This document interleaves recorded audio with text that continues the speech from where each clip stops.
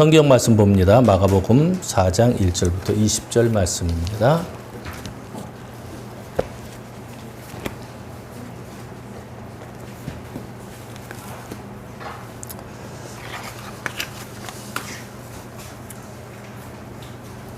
성경 말씀 같이 봉독합니다. 마가복음 4장 1절부터 20절까지 같이 봉독합니다. 예수께서 다시 바닷가에서 가르치시니 큰 무리가 모여들거늘 예수께서 바다에 떠 있는 배에 올라 앉으시고 온 무리는 바닷가 육지에 있더라. 이에 예수께서 여러 가지를 비유로 가르치시니 그 가르치시는 중에 그들에게 이르시되 들으라. 씨를 뿌리는 자가 뿌리러 나가서 뿌릴새 더러는 길가에 떨어짐에 새들이 와서 먹어버렸고 더러는 흙이 얕은 돌밭에 떨어짐에 흙이 깊지 아니하므로 곧 싹이 나오나 해가 돋은 후에 타서 뿌리가 없으므로 말랐고 더러는 가시떨기에 떨어짐에 가시가 자라 기운을 막음으로 결실하지 못하였고 더러는 좋은 땅에 떨어짐에 자라 무성하여 결실하였으니 30배나 60배나 100배나 되었느니라 하시고 또 이르시되 들을 귀 있는 자는 들으라 하시니라. 예수께서 홀로 계실 때에 함께한 사람들이 12 제자와 더불어 그 비유들에 대하여 물으니 이르시되 하나님 나라의 비밀을 너희에게는 주었으나 외인에게는 모든 것을 비유로 하나니 이는 그들로 보기는 보아도 알지 못하며 듣기는 들어도 깨닫지 못하게 하여 돌이켜 죄 사함을 얻지 못하게 하려 함이라 하시고 또 이르시되 너희가 이 비유를 알지 못할진대 어떻게 모든 비유를 알겠느냐. 뿌리는 자는 말씀을 뿌리는 것이라. 말씀이 길가에 뿌려졌다는 것은 이들을 가리킴이니 곧 말씀을 들었을 때에 사탄이 즉시 와서 그들에게 뿌려진 말씀을 빼앗는 것이요 또 이와 같이 돌밭에 뿌려졌다는 것은 이들을 가리킴이니 곧 말씀을 들을 때에 즉시 기쁨으로 받으나 그 속에 뿌리가 없어 잠깐 견디다가 말씀으로 인하여 환난이나 박해가 일어나는 때에는 곧 넘어지는 자요 또 어떤 이는 가시떨기에 뿌려진 자니 이들은 말씀을 듣기는 하되 세상의 염려와 재물의 유혹과 기타 욕심이 들어와 말씀을 막아 결실하지 못하게 되는 자요 좋은 땅에 뿌려졌다는 것은 곧 말씀을 듣고 받아 30배나 60배나 100배 결실을 하는 자니라. 아멘. 기도하겠습니다. 하나님 오늘도 귀한 말씀으로 우리를 먹이시고 입히시고 돌보시고 인도하심을 감사합니다. 오직 말씀만이 우리 생명의 길임을 깨닫게 하시고 말씀에 부끄러움이 없는 삶 살아갈 수 있도록 지혜를 더하여 주시옵소서. 예수님의 이름으로 기도드리옵나이다. 아멘. 아멘. 여러분 다 비밀이 있으시죠? 비밀 없는 사람은 없을 겁니다. 저는 비밀이 없어요. 저는 너무 투명해요. 라고 얘기하면 바보일 가능성이 굉장히 많아요. 그건 뭐 바보일 가능성이 굉장히 많습니다. 그래서 비밀이라는 것은 남들에게 알리고 싶지 않은, 그렇죠? 숨겨진 것이라고 우리가 생각할 수가 있습니다. 어떤 비밀은 그냥 사소한 비밀일 수도 있어요. 그냥 얘기해도 되는. 사실은 내가 치질이 있어. 이런 비밀 같은 사소한 비밀일 수 있습니다. 하지만 어떤 비밀은 남들이 알면 절대로 안 되는 비밀일 수 있습니다. 이 비밀을 알게 되면 부부관계가 깨지고 사람들과의 신뢰가 깨지고 이런 비밀도 얼마든지 있을 수가 있습니다. 그래서 우리는 경우에 따라서 이 비밀이라는 단어를 다르게 사용을 합니다. 그러다 보니 어떤 비밀은 은밀한 비밀이다 이렇게 얘기를 합니다. 은밀이라는 게 뭐예요? 밀자가 이미 비밀을 뜻하는 거거든요. 그래서 은밀한 비밀이라는 것. 그리고 또 어떤 경우에 공공연한 비밀이다 이렇게 얘기하잖아요. 공공연한 비밀은 뭐예요? 비밀이 아닌 거예요. 그러니까 사실은 비밀은 하나밖에 없는 겁니다. 엄밀한 의미에서 은밀한 비밀, 공공연한 비밀 이런 말은 성립되지 않는 겁니다. 비밀은 이미 은밀해요. 그런데 예수님이 비밀을 얘기하시는데 예수님이 말씀하시는 비밀이 비밀 같지 않은 비밀이에요. 그러니까 한마디로 공공연한 비밀을 말씀을 하십니다. 뭐가 그렇게 공공연한 비밀이냐? 하나님의 나라가 공공연한 비밀이 됩니다. 그 11절을 보면 하나님 나라의 비밀을 너희에게는 주었으나 외인에게는 모든 것을 비유로 하나니 이렇게 말씀을 하십니다. 그래서 비밀이다 이렇게 말씀을 하시고, 그리고 나중에 쭉 읽어보면 비밀 같지가 않아. 전혀 비밀 같지가 않아요. 그런데 그것을 비밀이라고 말씀을 하십니다. 그리고 이 외인들에게는 이 비밀이 비유라는 형태로 주어지는 거예요. 그러니까 그냥 이렇게 설명을 하면, 야, 씨 뿌리는 자가 있었는데 씨를 뿌렸는데 이렇게 됐어. 그러면 그 뜻이 그건 뭐 당연한 얘기 아니야? 라고 얘기를 하는 거예요. 당연한 거 아니야? 근데 예수님은 이 당연한 걸 뭐라 그래요? 비밀이다 이렇게 말씀을 하시는 겁니다. 오늘 비유는 예수님의 초기 비유입니다. 초기에 있는 비유에 속해서 마태와 마가와 누가복음에 모두 등장을 합니다. 중요한 것은 예수님께서 이 비유를 말씀하시게 된 배경이에요. 예수님께서 사역을 맨 처음에 시작하시면서 어디에 들어가셨어요? 회당에 들어가셨습니다. 그래서 회당에서 말씀에 관심이 많고 말씀을 공부하는 서기관과 바리새인들, 그리고 회당에 앉아서 예배드리는 사람들을 대상으로 말씀을 전하셨어요. 근데 그들이 다 뿌리칩니다. 예수님을 무시합니다. 거기에서 더 이상 말씀을 전하시는 게 의미가 없어요. 그래서 방법을 바꾸십니다. 어떻게 바꾸시느냐? 안 되겠다. 직접 내가 군중들 속으로 들어가자라고 생각을 하시는 거예요. 백성들을 대상으로 직접 말씀을 하시는데, 회당에서는 자 봐라, 구약에는 이런 말이 있고 신약에는 이런 말이 있고 저런 말이 있고 이렇게 얘기하시잖아요. 그렇죠? 당연히 그렇게 하시겠죠. 근데 백성들은 거기에서 농사 짓고 뭐 고기 잡고 먹고 사는 사람들이에요. 그 사람들한테 구약의 이사야서를 보면은 통하겠어요? 안 통하겠어요? 안 통합니다. 그러니까 직접 백성들이 들을 수 있는 말로 내가 하나님의 말씀을 전해야겠다. 그래서 아주 쉬운 말로 말씀을 하십니다. 그러니까 주변에 있는 굉장히 쉬운 사례를 들어요. 사람들이 그래요. 하나님의 말씀을 전할 때는 비유를 들면 안 되고 뭐 이런 얘기를 해요. 예수님이 다 비유를 드셨어요.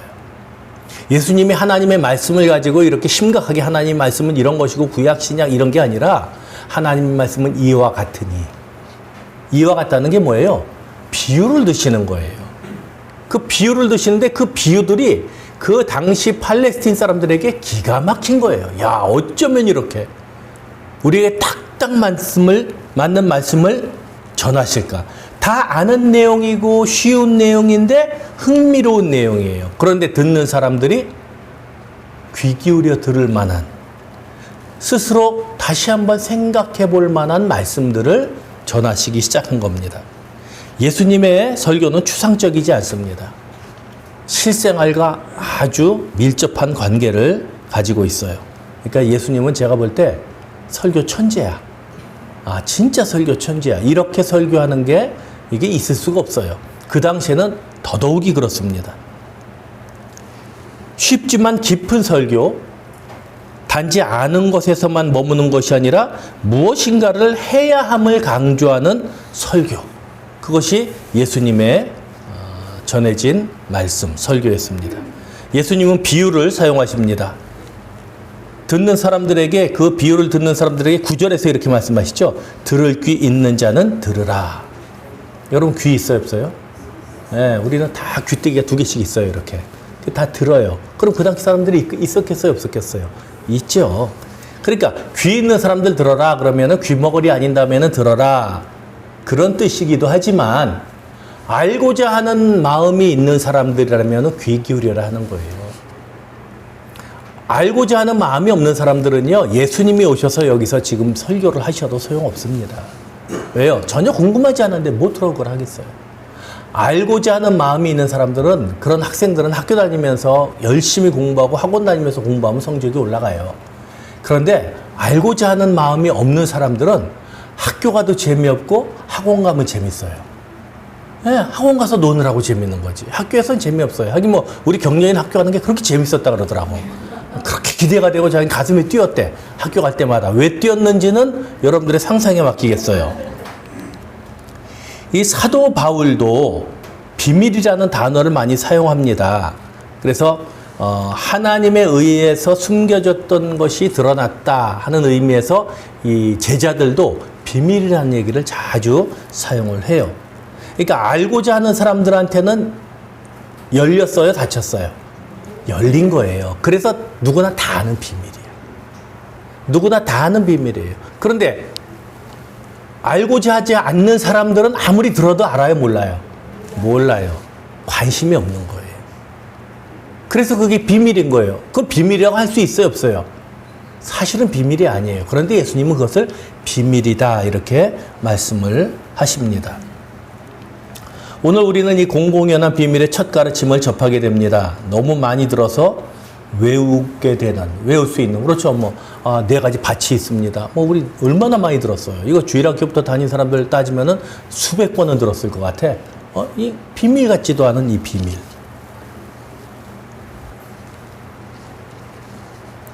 이 말씀은 비밀이에요. 왜 비밀이냐? 아무리 많이 듣고 내용을 전부 이해해도 안 믿기 때문에 비밀이에요. 이 설교를 한두 번 듣냐고요. 그래서 모든 말씀은 비밀이에요. 여러분들 부자와 나사로 설교 한두 번 들었어요?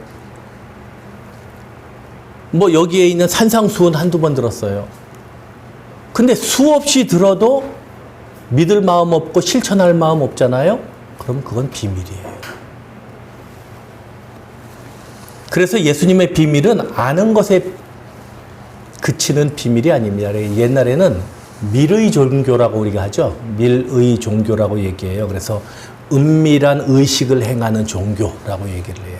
그 가운데 이제 우리가 흔히 얘기하는 영지주의 같은 경우에도 이제 그런 것이 있었어요. 초대교회 때 뭐냐면 구원을 받는 방법이 은밀하게 사제들만을 통해서 전해진다. 지금 이단들이 그러죠.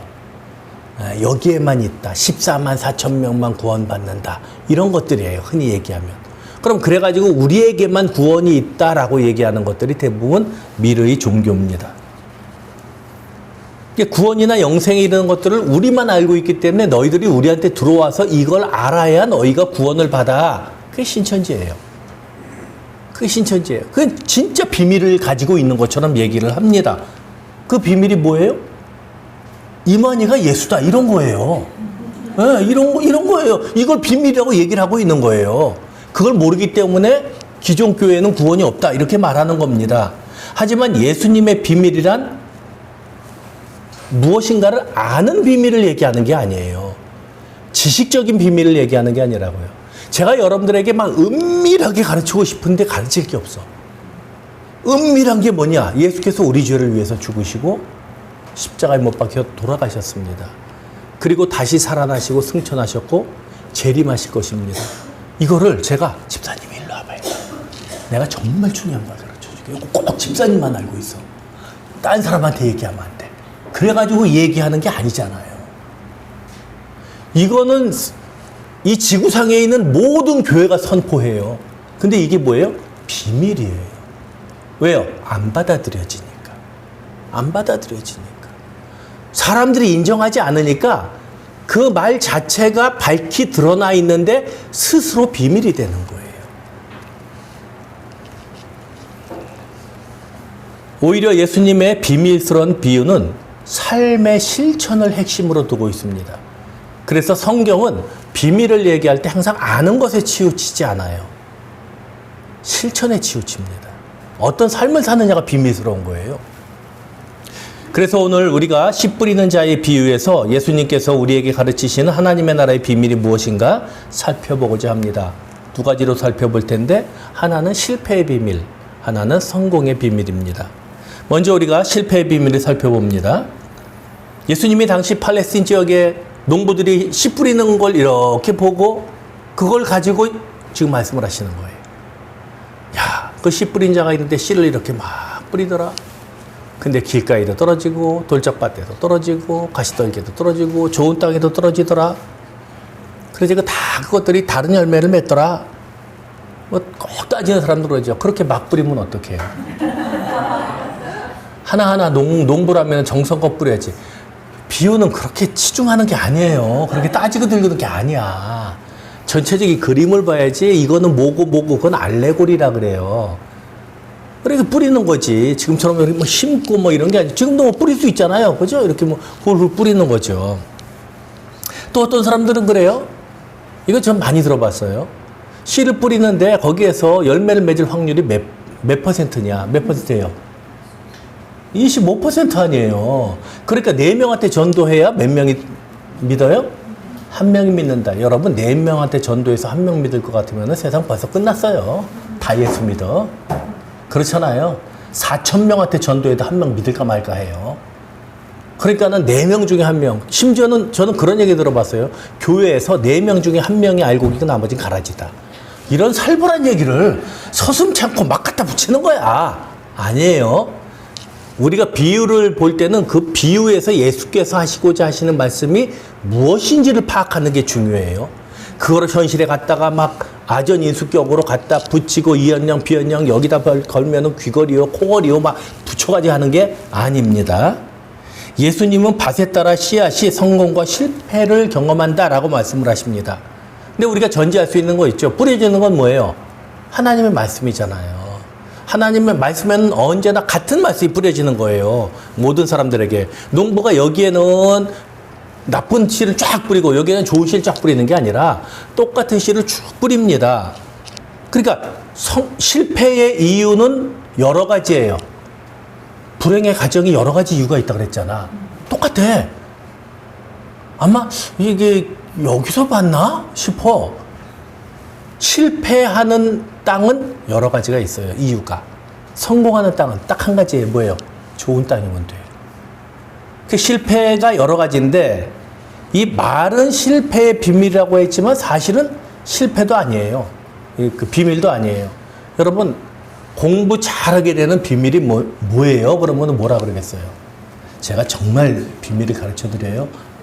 예, 잠 안 자고 공부하면 돼요. 그거 비밀이에요? 아니에요? 그거 아니에요. 공부 못하는 애들이 꼭 잘하는 애들한테 물어보잖아요. 야, 넌 어떻게 시험을 잘 봐? 그러면은 뭔가 특별한 그 아주 쉬운 방법이 뭔가 있을 것 같잖아요. 그걸 바라보고 물어보는 거 아니에요. 공부 잘하는 애들은요. 절대 그런 거 없어요. 노력하는 거예요. 자기 나름대로 외우는 암기 방법이 있든지 그 방법은 누가 가르쳐 주겠어요? 배운 거예요. 터득한 거예요. 그 사실은 비밀도 아니에요. 공부 잘하는 게 비밀이 아니듯이. 그러면 실패하는 게 비밀이냐? 아니요. 실패할 수밖에 없어요. 첫 번째, 길가. 가장 나쁜 경우죠. 씨앗이 길가에 뿌려졌어요. 새들이 와서 냉큼 집어먹어요. 예수님은 그 새를 사탄이 하는 짓이다 그렇게 얘기를 합니다. 말씀을 들었는데 내 안에 뿌리를 내릴 틈도 없이 그딴 게 어디 있어? 끝나는 거예요. 목사가 열심히 설교해 준 바지 해요. 그러면 아유 오늘도 또 저 소리네. 끝난 거예요. 그냥 종친 거야. 예배 시작하자마자 땡. 끝난 거예요. 길가야. 신앙의 비밀을 알지 못하고 알고자 하지 않는 사람들이 여기에 속합니다. 그냥 땡이에요. 뭐 들을 필요도 없어. 떨어지자마자 사라지니까. 무엇이 좋은 것이고 무엇이 의미 있는 것인지 생각하지 않습니다. 그런 거 필요 없다고 뿌리칩니다. 그리고 자신은 아무런 문제 없이 세상 잘 살아가고 있다고 자신하고 그렇게 호언장담합니다. 키에르케고르가 그런 얘기를 해요. 모든 사람들이 절망을 느끼는데 유독 절망을 느끼지 않는 사람들이 있다. 이 절망은 좀 더 복잡한 문제지만 절망치 않는 사람들을 얘기해요. 여기에 얘기하는 길가는 절망치 않아. 절망치 않는다는 건 뭐냐? 고민 안 한다는 얘기예요. 고민을 하지를 않아요. 왜 절망을 해? 아니 뭐 인생이 다 그런 거지? 그냥 간단합니다. 그러니까 신앙의 고민도 전혀 없는 거예요. 이 세상이 모든 것인 것처럼 생각하고 세상 외의 것들에 대해서 알 필요도 없고 알고 싶지도 않고, 내세라는 것이 있는지 없는지 관심도 없고, 그리고 믿고 싶지도 않고, 설령 죽음이 찾아온다 할지라도 나는 두려움이 없어. 그 이후의 세상에 대해서 관심도 없고, 그리고 나는 걱정도 없어 라고 얘기하는 사람들, 이런 사람들이 길가와 같은 사람들이에요. 그들의 영혼에 새겨져 있는 맞박에 큰 글씨가 있습니다. 까르페 디엠. 딱 새겨져 있는 거예요. 즐겨라. 이 세상이 전부다 라고 얘기하는 사람들입니다. 그들에게 의미라는 단어가 제일 불필요한 단어가 됩니다. 의미가 뭐가 있어? 감각이 최고지. 느낌이 최고고, 내가 어떤 느낌으로 세상을 살아가는가가 중요하지, 무슨 의미를 찾아 피곤하게 길가예요. 자기 마음밭에 말씀이 떨어지지 않았느냐? 아니요. 수시로 떨어집니다. 1년, 2년, 5년, 10년. 끊임없이 떨어지지만 끊임없이 방치해요. 그래서 그 씨앗들은 순식간에 그냥 순삭이야. 그냥 사라져버립니다. 두 번째는 돌밭이 있습니다. 돌밭은 돌 위에 얇게 흙이 뿌려진 상태입니다. 돌이 이렇게 있으면 위에 얇게 흙이 뿌려졌어요. 뿌리를 깊이 내리지 못해서 금방 말라 죽습니다. 그래서 17절에서 이 상태에 대해서 예수님께서 말씀하시죠. 말씀으로 인하여 환난이나 박해가 일어나는 때에 곧 넘어지는 자요. 이 말씀이 네로의 박해가 시작되었을 때 얼마나 성도들에게 위로가 됐겠습니까? 아, 내가 적어도 길가는 아닌데 내가 돌밭이 되지 않아야겠다. 여기 환난이나 박해 이유가 앞에 분명히 기록되어 있죠. 뭐예요? 말씀으로 인해서입니다. 그냥 살면서 생활이 궁핍해지는 게 아니라 말씀을 가지고 살고자 하기 때문에 우리에게 다가오는 환난이나 박해를 얘기하는 거예요. 이와 같은 상황 우리가 많이 만나지는 않습니다. 지금 현대인들은 그렇게 많이 만날 수가 없어요. 직접적인 환난이나 박해는 경험하지 않아요. 뭐 말씀을 지키기 위해서 우리가 뭐 포기해야 하고 희생해야 할 것들 별로 없어요.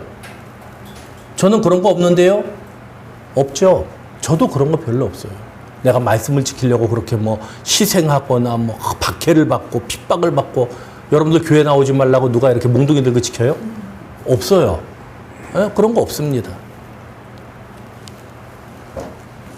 16절에서 예수님께서 이렇게 말씀하셔요. 곧 말씀을 들을 때에 즉시 기쁨으로 받으나. 시작은 아주 좋습니다. 맨 처음에는 말씀을 들을 때 이 말씀이 과연 그렇지. 우리가 성경 보면 누가 그랬냐? 헤롯이 그랬죠. 헤롯이 누구 말을 듣고 그랬어요? 세례 요한 말을 듣고 그랬어요. 자기가 자기 형수하고 결혼을 했거든. 그러니까 이게 불법하다고 사람들이 외쳐야 되는데 아무도 외치지 못할 때 요한만 외쳤어요. 당신 그것은 죄요. 근데 성경에 뭐라고 기록되어 있냐면 마음이 찔리면서 한편 그것을 달게 듣더라라고 되어 있어요. 그 말씀이 마음에 와서 닿은 거야. 근데 그게 더 이상 회개로 발전이 안 돼. 그리고 오히려 세례 요한의 목을 칩니다. 그게 뭐예요? 돌밭이에요. 내렸어요. 뿌리가 살짝 내렸어요. 그런데 깊이 내릴 수 있는 환경이 안 되는 겁니다. 그 말씀을 지키면서 사는 게 너무 어려운 거예요. 겨우 버티고 살다가 말라 죽는 겁니다. 그러니까 이런 사람들은 쉬운 믿음을 바라는 사람들이에요. 근데 믿음은 절대 쉽지 않습니다. 믿음이라는 것은 반드시 대가를 치러야 획득할 수 있는 겁니다. 우리는 종종 세상에 공짜는 없다 이렇게 얘기합니다. 맞아요. 건강 지키려면 뭐 해야 돼요? 운동해야 돼요. 돈 벌려면은요, 열심히 일해야 돼요. 좋은 성적 받으려면 술집 가야 돼요? 아니요. 열심히 공부해야 돼요. 그런데 우리는 유독 믿음을 위해서는 뭘 해야 된다 하는 게 없어요. 교회 가면 되지. 그건 학교 가는 거하고 똑같은 거야. 그냥 학교 가면 되지. 그러면 성적 잘 나오겠지. 그냥 헬스장 가면 되지. 몸 좋아지겠지. 수영장 가면 되지. 수영 잘 쳐지겠지. 천만의 말씀이에요. 교회 온다고 신앙 좋아져요? 아니요. 교회 오는 엉터리가 얼마나 많아요. 그렇잖아요. 교회 와서 무엇을 하느냐? 집에서는 어떻게 교회 생활 하듯 하느냐? 그게 중요한 거겠죠. 세상을 떠나게 되면 아무것도 아닌 것을 위해서 그렇게 열심히 노력합니다, 우리는. 그런데 세상을 떠나면 모든 것이 될 것을 위해서는 우리가 무슨 노력을 하고 있나 하는 걸 한번 생각해 보자는 얘기예요. 이런 태도가 돌밭이에요. 믿기는 믿는데 그 믿음의 뿌리에 신경 쓰지 않아요. 너무 얄팍한 신앙임에도 불구하고 고민하지 않습니다. 절망하지 않아요. 깨닫지도 못합니다. 그리고 어느 순간 시험이 다가왔다. 그걸로 끝나는 겁니다. 하긴 하나님이 있긴 하겠어? 이러고 그냥 쉽게 그냥 끝내는 거예요. 자, 세 번째가 있습니다. 가시떨기입니다. 돌밭과 같은 사람들은 그래도 말씀을 기쁨으로는 받아요. 그죠? 기쁨으로는 받아요. 그 씨앗이 잠시나마 제대로 뿌리를 내리는 순간이 있습니다. 문제는 뿌리가 탔다 하는 거예요. 돌밭은 뿌리를 내릴 틈도 없이 사라지는 길가하고는 다릅니다. 돌밭은 좀 낫습니다. 근데 가시떨기는 이 앞에 있는 두 개하고는 차원이 달라요. 뿌리를 잘 내려요. 그러니까 뿌리 내리는 데는 문제가 없어. 저는 대부분의 우리 그리스도인들이 여기에 속한다고 생각해요. 뿌리는 잘 내렸어요. 구원의 확신이 있으십니까? 아멘! 할렐루야! 이런 거 잘해. 정말 하나님이 당신을 사랑하신다고 생각합니까? 그럼요. 하나님의 사랑이 없으면 살 수가 없어요. 뿌리가 너무 깊어. 너무 깊어. 나름대로 자리도 잘 잡았어요. 남들이 볼 때는요, 너무 좋은 그리스도인이야. 말만 하면 예수님이고, 말만 하면 은혜고, 그냥 좋아, 최고야. 그런데 한 가지 문제가 있어요. 주변이 온통 가시나무야. 주변이 온통 가시더니. 그래가지고, 그래. 나는 하나님, 진짜 하나님의 은혜가 너무 좋아. 그러면 옆에 삥 둘러선 친구들이 미친년. 이런 소리를 하는 거야. 그럼 가만히 있다가, 내가 미쳤나? 이 생각이 드는 거예요. 신앙생활 열심히 하려고 그러면, 야, 나 놀러 가자, 그냥. 그럴까? 이렇게 되는 거예요. 너무너무 간단한 거야. 주변이 엉망진창인 거야. 내 삶에. 뒷 배경이 엉망인 거예요. 근데 그거를 정리를 안 하는 거예요. 그냥 사는 거예요. 나만 잘하면 되지. 아니요. 나만 잘한다고 되는 게 아니에요, 신앙은. 뭘 잘해야 되느냐? 주변 정리를 잘해야지. 주변 정리를 잘해야지. 제가 어제 결혼식을 가느라고 이제 집사람하고 전철을 타고 회기역까지 가는데 장애인석에 이제 이렇게 섰어요. 저는 장애인이 아니라 그 경로석이지. 노인네들이 있잖아요. 저는 노인네도 아니잖아요, 사실. 젊은이지, 청년이지. 거기에 이제 쫙 있는데 어떤 할아버지가 이렇게 기대서 이러고 뭘 듣고 있더라고요. 근데 얼굴이 좀 심술궂게 생겼어. 그래서 그런가 보다 하고 있었어요. 나랑 상관없으니까. 근데 옆에 또 할머니들이, 보니까 전철에 반이 노인네들 있지만. 할머니들이 또 가방을 메고 또 어딜 가시는지 막 있어요. 그러니까 이렇게 그 노약자석이 3개잖아요. 그러면 문 쪽으로 있잖아요. 예, 출입구 쪽으로. 거기에 이 노인네가 이렇게 기대어 있었거든. 근데 할머니가 가방을 메고 있는데 갑자기 노인네 가방을 탁 치는 거예요. 할아버지가. 그래, 나는 모기 잡는 줄 알았어. 나 진짜 모기 잡는 줄 알았어. 저에 모기가 있나 그랬어. 그랬더니 할머니가 깜짝이야 그러는 거야. 한 75세, 80세 돼 보여요. 그러니까 아니 왜 이렇게 사람을 찔려고 그래? 소리 지르는 거예요. 그러니까 예? 그랬더니 한두 번도 아니고 지금 몇 번을 질러? 이러고 하니까 미안해요, 죄송해요. 이제 쌍 먹고 하여간 기집년들 하여간 혼자 한 10분을 거기서 혼자 중얼중얼거리는. 이 할머니들이 무서우니까 가더라고. 내가 이렇게 가만히 듣고 있어. 그 앞에서 이렇게 보면서 듣고 있어요. 나중에 한다는 말이 뭔지 아세요? 전쟁 나서 다 돼지 부려야 돼. 그래서 제가 순간 제일 먼저 드는 생각이 뭐였겠어요? 그 사람 아내와 그 사람의 아이들이에요. 그 아내와 그 아이들은 얼마나 비참한 삶을 살았을까. 주변 사람은 일단 둘째치고 야, 그 가족들은 얼마나 지옥 같은 삶을 살았을까. 소름이 끼치더라고. 내릴 때까지 꿍시렁거려요. 샹, 씨비, 계속 그러면서 죽어버려야 되다. 그래서 계속 보고 있었어요. 가방에서 뭐 꺼낼까봐. 무섭잖아. 여러분, 그런 사람 가까이 하면 어떤 사람이 될 것 같습니까? 나도 좋아질 수가 없어요. 물론 그 사람이 내 영향을 받아서 좋아질 수 있겠지만 그럴 것 같으면 그 사람은 벌써 좋아졌어. 내가 그 못된 성품을 배우기가 쉬워요. 왜요? 가시떨기예요. 내 주위에 있는 가시떨기를 잘 분별해야 됩니다. 물론 제일 중요한 건 내가 가시떨기가 안 되는 거예요. 그것도 파악해야 돼요. 스스로가. 하지만 우리가 거기에 있어서 바르게 서 있고 인식하고 있다 그러면은 주위에 있는 가시떨기를 조심해야 됩니다.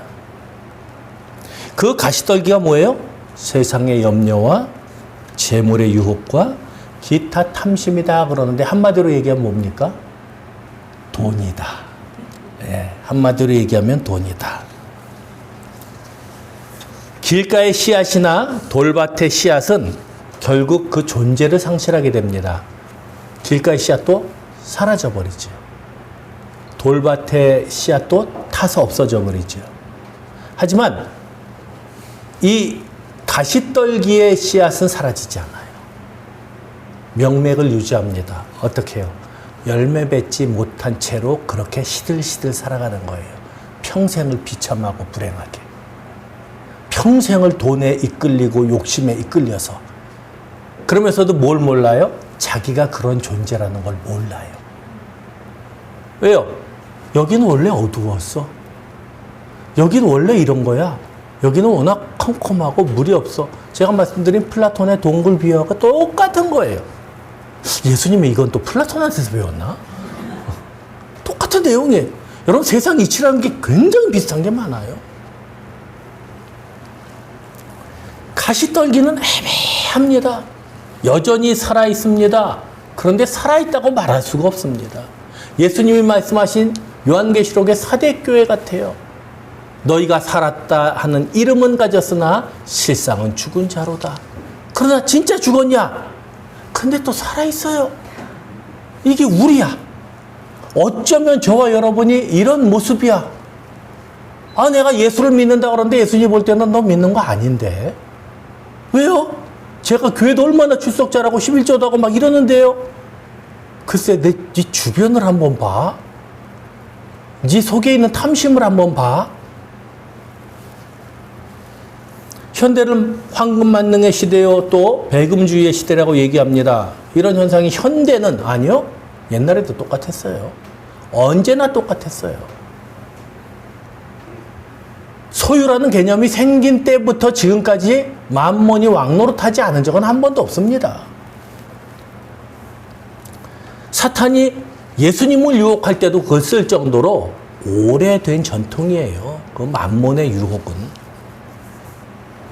가시떨기는 결코 씨앗을 죽이지 않습니다. 이게 무서운 거예요. 돌밭은 씨앗을 죽여. 죽으니까 그냥 간단해. 아유, 끝났지 뭐. 그래? 그 씨는 없다고 쳐. 이러면 돼요. 길가도 그래요. 근데 가시떨기는요, 절대 씨앗을 죽이지 않습니다. 살려놓습니다. 살려놔요. 뭐처럼? 좀비처럼. 살려놓는 거예요. 예수 믿는다 그러는데 좀비같이 예수 믿는 거예요. 기쁨도 없어요. 평화도 없어요. 소망도 없어요. 믿음도 없어요. 아무것도 없어요. 근데 종교가 뭐예요? 그러면 기독교인가? 이렇게 얘기를 해요. 그래. 환난과 박해로 인해서 망가진 사람이 많을까요? 세상의 염려와 재물의 유혹 때문에 망가진 사람이 많을까요? 이거 뭐 보나마나 뻔한 거잖아요. 답은 나와 있잖아요. 이것들이 우리가 알고 있는 비밀이에요. 비밀이에요? 아니에요? 아니에요. 근데 우리가 이걸 비밀로 여길 수밖에 없는 것은 이것을 가지고 고민을 해봤어요, 안 해봤어요? 안 해요, 또. 내 주위에 가시떨기가 뭐가 있는지, 내 안에서 어떤 가시떨기가 내 믿음을, 성장을 방해하고 있는지 우린 고민 안 해요. 그래서 비밀이에요.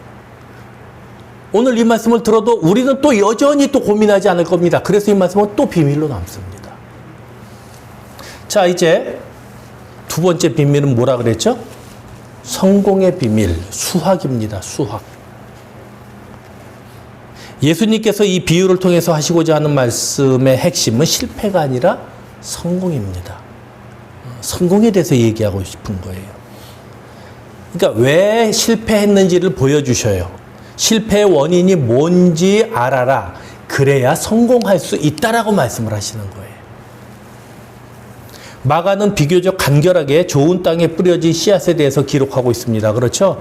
여기서 그래가지고 30배, 60배, 100배 결실을 하는 자니라 이렇게 얘기를 해요. 그런데 누가복음 8장 15절 광복절에 보면 무슨 말씀이 있느냐? 절이 광복절이네. 좋은 땅에 있다는 것은 착하고 좋은 마음으로 말씀을 듣고 지키어 인내로 결실하는 자니라. 그렇게 구체적으로 나와 있습니다. 다시요. 좋은 땅에 있다는 것은 착하고 좋은 마음으로 말씀을 듣고 지키어서 인내로 결실하는 자니라. 이 말씀을 통해서 수학의 비밀을 두 가지 가르쳐 주십니다. 그 두 가지가 뭐예요? 좋은 마음이고 인내예요. 좋은 마음에 대해서 우리가 살펴볼까요? 땅이 좋다는 것은 그냥 본성이 착하다는 얘기가 아닙니다. 그러니까 좋은 땅, 그러니까 좋은 마음으로 라고 얘기하는 것은 착한 사람이라는 얘기가 아니에요. 그러면 세상에 착한 사람은 다 전도받으면 구원받게? 여러분 주위에 우리보다 착한 사람 있어요, 없어요? 얼마든지 많아요. 교회 안 다니는 사람들 얼마든지 많습니다. 그러면 착한 마음이 만약에 그 사람들이라 그러면 그 사람들 다 구원받고 내가 대신 지옥 가야 돼. 원하십니까? 여기서 아멘 그러면 큰일 나는 거예요. 이렇게 졸다가 아멘 그러면 큰일 나는 거예요. 지금 큰일 나요. 좋은 마음은 착한 사람을 얘기하는 게 아니라는 거예요. 그 사람들은 굉장히 착해요. 하지만 그 사람들이 얼마나 복음에 대해서 적대적인지 또 우리가 알아요. 참 이상하지. 그렇게 착해. 법 없이도 살 수 있을 것 같고 그렇게 남에게 피해 주지 않고 그런데 복음이 들어가서 당신의 죄에 대해서 회개하십시오라든지 하면은 그 착함이 이 사람에게 올무가 됩니다. 내가 왜 무슨 회개를? 그러면 네가 나보다 착하다는 얘기야? 이미 착하지 않네. 이미 착하지 않아. 그게 아닌 거예요. 착한 사람이 아니에요. 착한 사람이 쉽게 믿는다고요? 아니요. 고약한 사람이 믿을 수 있어요. 고약한 사람이 한 방에 깨져가지고 믿을 수 있어요. 왜? 고약한 사람은 지가 고약하다는 걸 그래도 어느 정도 인식을 하거든. 그래서 죄에 대해서 얘기를 하면은 죄가 뭔지를 인식을 해요. 근데 착한 사람들은 죄 그러면은 딱 윤리적인 죄 나는 걸릴 게 없거든. 그러니까 죄를 가지고 접근하기가 너무 힘든 거예요. 여러분 아실 거예요. 주위 사람들에게 죄를 회개하고 안 합니다. 왜? 내가 무슨 죄를 졌다고. 안 지은 거야. 그래서 이 죄 지었다는 걸 키에르케고르가 철저하게 책에서 작사를 내면서 가르치는 거예요. 네가 안 지었다고? 안 지었다고? 너 일로 와봐. 그래가지고 잡고 계속 패는 거야. 아니 나 죄 졌어. 그럴 때까지 패는 거야. 죄 문제가 첫 번째예요. 복음이 다음이에요. 그러니까 여기서 여러분들이 복음을 받아들였다는 것은 여러분들이 죄인이라는 걸 인정했다는 얘기예요. 그거 인정 안 하면 복음이 들어오질 않아요. 자리 잡을 수가 없어요. 착한 사람이든 악한 사람이든 다 예수 믿기 힘듭니다. 믿음은 쉽지 않아요. 예수님은 좋은 마음으로 말씀을 듣고 지켜라고 얘기합니다. 좋은 사람이 좋은 마음을 가진 것이 아니고 좋은 마음은 좋은 사람에게도 있고 악한 사람에게도 있는 겁니다. 무슨 말이냐면 중요한 것은 그 사람이 좋은 사람이냐 아니냐가 문제가 아니라 그 사람이 자기 마음에 심겨진 말씀에 어떤 태도를 갖느냐가 좋은 마음이에요. 그걸 좋은 마음이라고 얘기를 해요. 죄 많은 사람이라도 자기에게 전해지는 말씀에 고개를 끄덕이고 고민한다면 이 사람은 좋은 마음을 가지고 있는 거예요. 그래서 사형수들도 흉악범들도 좋은 마음을 가진 사람일 수가 있어요. 말씀을 받아들일 때에. 윤리적인 마음을 얘기하는 게 아니에요. 그런데 평생을 선하게 살아가는 사람, 학자들도 나쁜 마음일 수 있는 거예요. 왜요? 복음이 들어올 때 그걸 탱탱 튕겨내거든. 오히려 좋은 사람이 말씀을 가볍게 여기는 경우가 참 많습니다. 중요한 것은 말씀을 대하는 태도다. 말씀을 가볍게 여기지 말아야 돼요. 말씀을 소중히 여겨야 됩니다. 말씀 앞에서는 겸손해져야 됩니다. 좋은 사람이 되려고 하기 전에 좋은 마음으로 말씀을 받는 사람이 되어야 됩니다. 그러면 저절로 좋은 사람이 됩니다. 두 번째는 인내예요. 다시 말씀드리지만 믿음은 저절로 쉽게 얻어지는 게 아닙니다. 그 쉽지 않은 믿음의 획득을 위해서 반드시 필요한 조건이 예수님께서 오늘 말씀하신 인내입니다. 인내예요. 야고보는 농부의 인내를 얘기했잖아요. 예수님도 누가복음 21장 19절에서 너희의 인내로 너희 영혼을 얻으리라 이렇게 말씀을 하십니다. 너희의 인내로 너희의 영혼을 얻게 될 것이다. 일상의 삶에서도 우리는 이 인내가 얼마나 중요한지 압니다.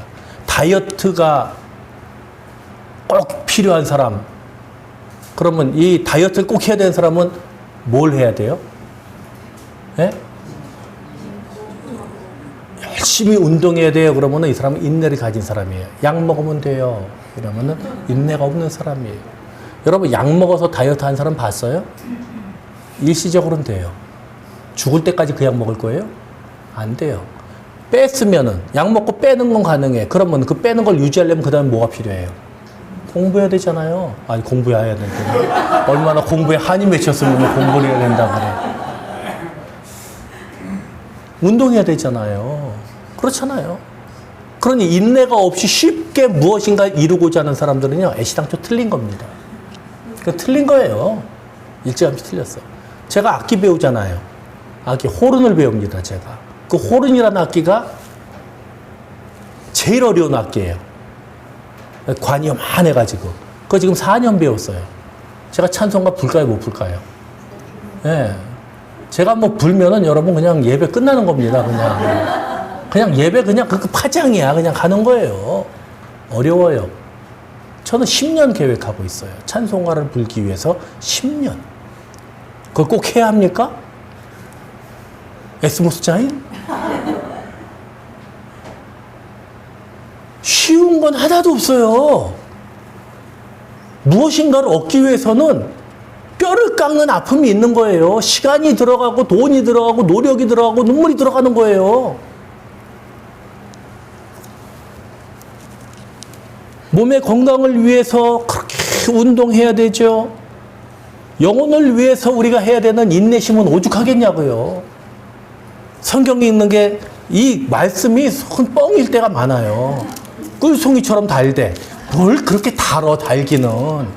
단 부분만 읽으니까 달지. 내 영혼아 내가 잘된 같이 내가 범사에 잘되고 강건하기를 내가 간구하노라. 이것만 주장창 읽어봐 달지. 이렇게 하면은 저주를 받을 것이요. 화가 임할 것이며. 그런 거 읽을 때 달아요? 무서워요. 써요. 쉬운 거 없어요.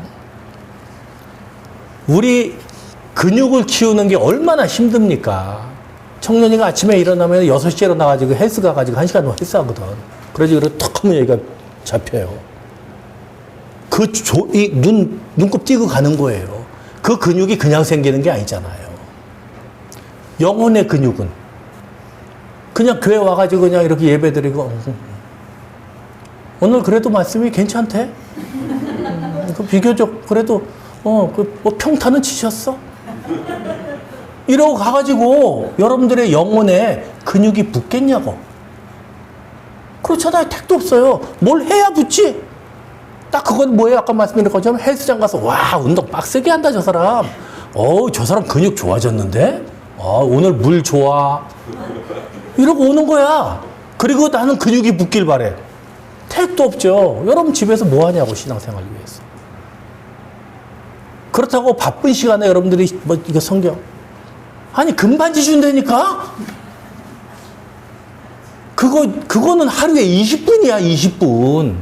자기 전에 잠깐 해도 돼. 우리 배집사님은 교회 와서 다 그거 푸셔요. 시간 없거든. 그럼 여기 와가지고 그거 풀어도 충분히 되거든 시간이. 하다 못해 그렇다는 거예요. 하다 못해 그런 노력. 잠깐의 기도 생활, 경건서적을 조금씩이라도 읽는 것. 여러분 하루에 15분씩 읽으면은 책이 어마어마하게 읽혀집니다. 15분이 장난이 아닙니다. 말씀을 가까이 해야 되고요. 예배를 소중히 여겨야 되고요. 하나님께 드리는 것 아까워하지 말아야 되고요. 할 수 있는 대로 사람들과 평화해야 되고요. 믿음의 가족들을 진심으로 돌볼 수 있어야 하고요. 경건에 이르는 훈련을 그치지 말아야 하고요. 이 모든 것들이 영혼의 근육을 키우는 일이에요. 그걸 뭐라 그래요? 인내다. 그렇게 얘기를 해요. 그 인내로 결실하는 자라. 이렇게 주님께서 말씀하십니다. 예수께서 길가, 돌밭, 가시떨기를 말씀하신 것은 너는 길가야. 너는 돌밭이야. 너는 가시떨기야를 말씀하시는 게 아니에요. 때로는 우리가 길가의 마음일 때가 있어요. 말씀이 떨어지자마자 사라질 때가 있다고. 순식간에 증발할 때가 있어요. 때로는 우리가 돌밭일 때가 있어요. 우리가 내린 듯 했더니 그냥 사라져버릴 때가 있어요. 그냥 말씀으로 인해서 힘든 일들이 생기니까. 때로는 우리가 가시떨기일 때가 있어요. 때로는 옥토일 때가 있어요. 이 네 가지는 우리 안에 있는 모든 요소를 얘기하는 거지 사람을 정해놓고 너는 길가 이렇게 얘기하는 게 아니에요. 그렇게 말씀을 받아들이면 안 돼요. 아 그러니까 길가는 끝났네요. 아, 난 길가야. 조졌네 이거. 이래가지고 아예 그냥 안녕. 여러분 안녕히 계세요. 뭐 이러고 떠나면 끝이야? 안녕히 계세요 여러분. 뭐 저는 갑니다. 이러고.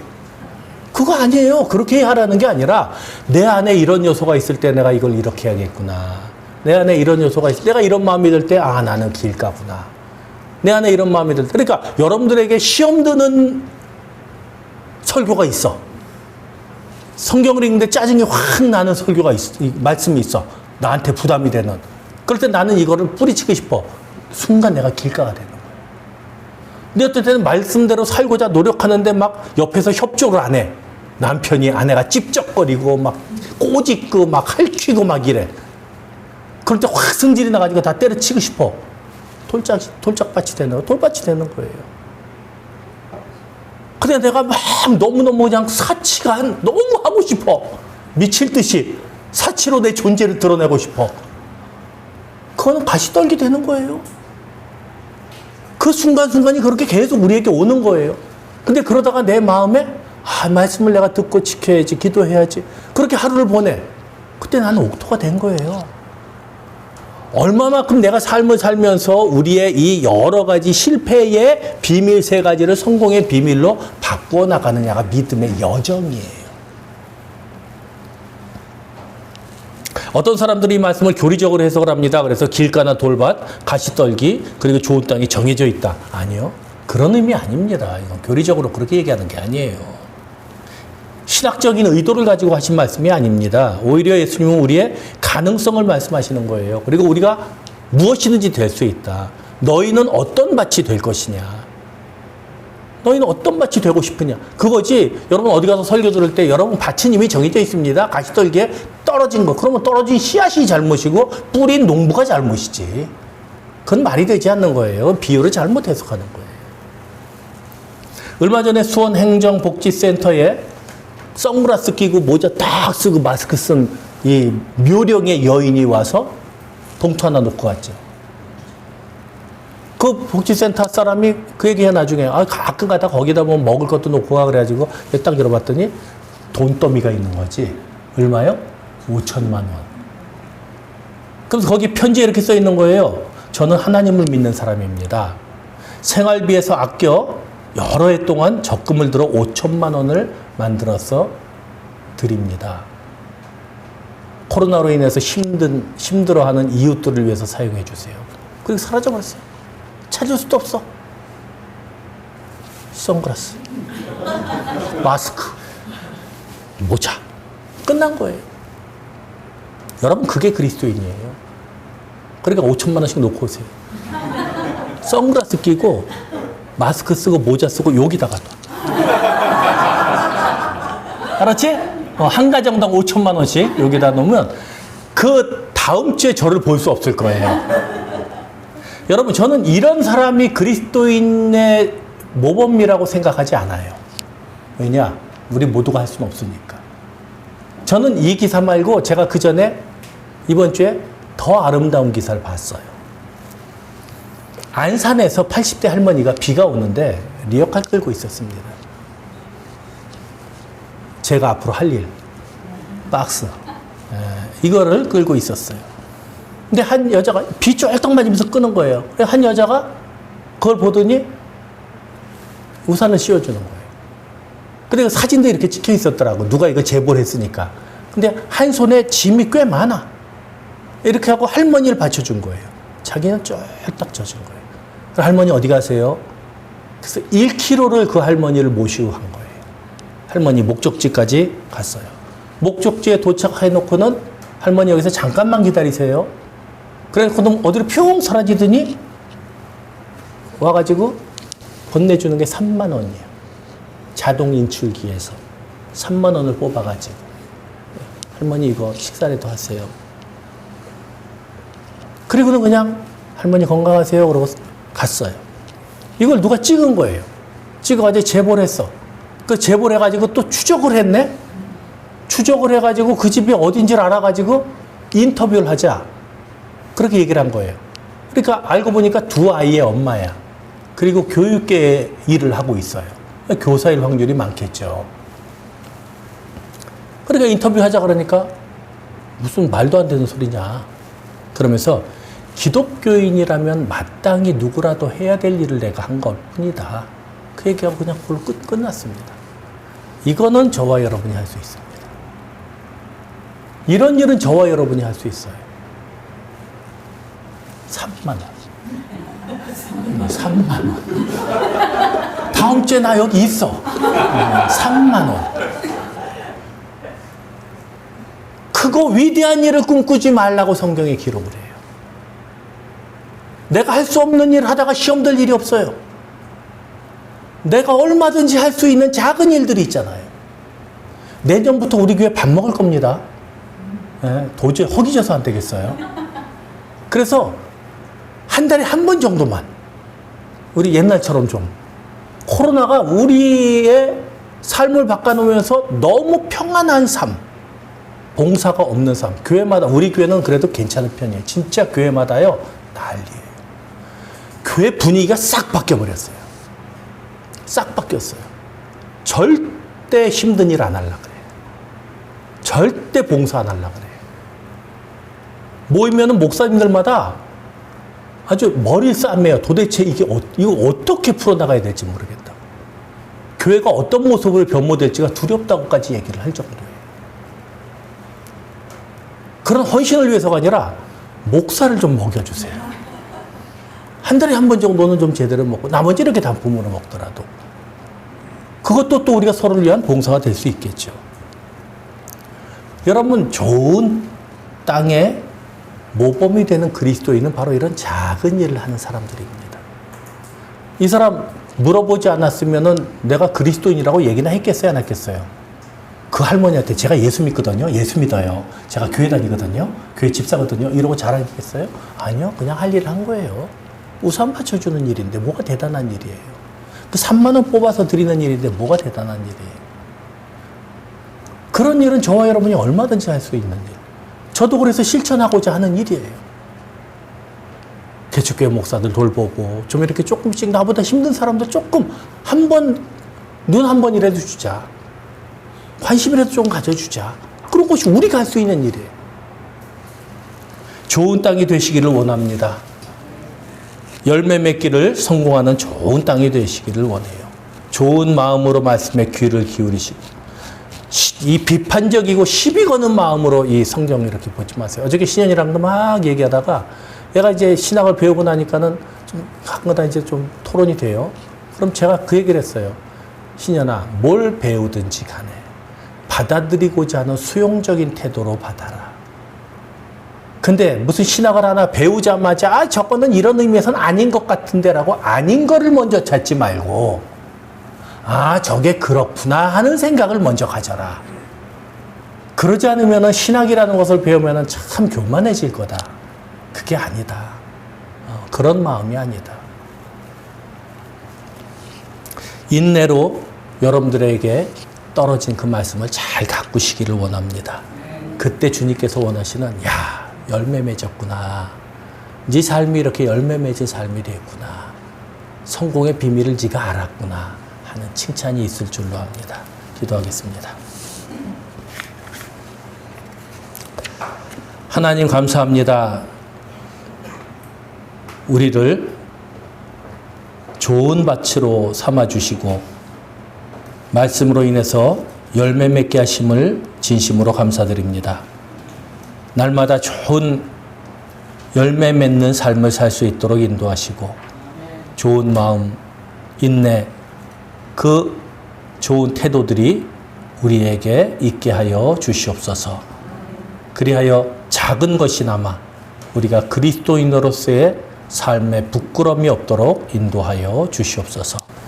이제는 우리 주 예수 그리스도의 은혜와 하나님의 사랑과 성령의 감동하심이 좋은 밭에 떨어져 좋은 마음으로 말씀을 받고 인내로 결실하기 원하는 행복한 교회 모든 성도들 위해 영원토록 함께 있을지어다.